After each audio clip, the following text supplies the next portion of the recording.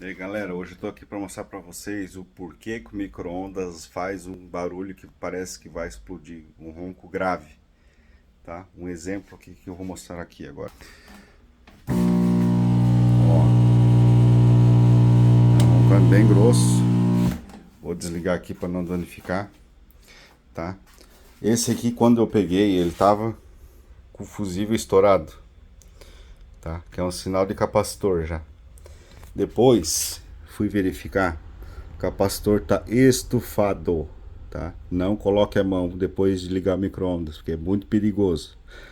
Tem 2100 volts ali, tá? Tem que descarregar o capacitor antes de mexer ali ou tomar muito cuidado.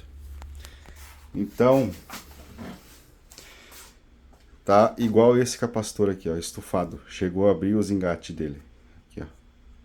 Tá?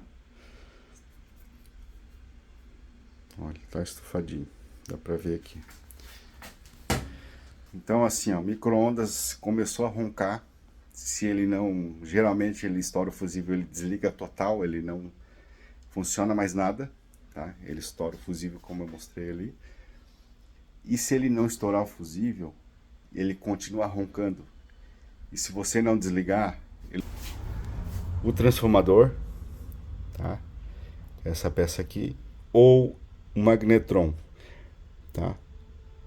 Se ele, às vezes acontece estragar os dois. Ou às vezes estraga só o magnetron ou só o transformador, como eu já peguei um caso ali, tá?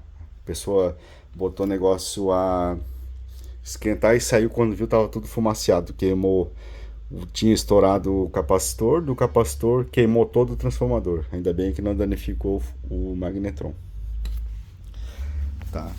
Então assim, ó, começou a roncar, imediatamente desligue. Se você sabe trocar, compre o mesmo capacitor, da mesma potência. Cuidado no tirar o outro ali, tá? Porque ele tem uma carga ali, ele segura a carga. E coloque do mesmo jeito que estava o outro. Se não sabe, tira a foto antes para ver como é que é a ligação ali. Tá bom? Ele vai voltar a funcionar normal. A maioria das vezes é capacitor o problema. Dá muito problema os capacitores. Ó, tem aqui é bastante. Ó. Aqui tenho 3 capacitores. Um 2 ali, mais um aqui que eu troquei. Dá um joinha para ajudar o canal aí, valeu!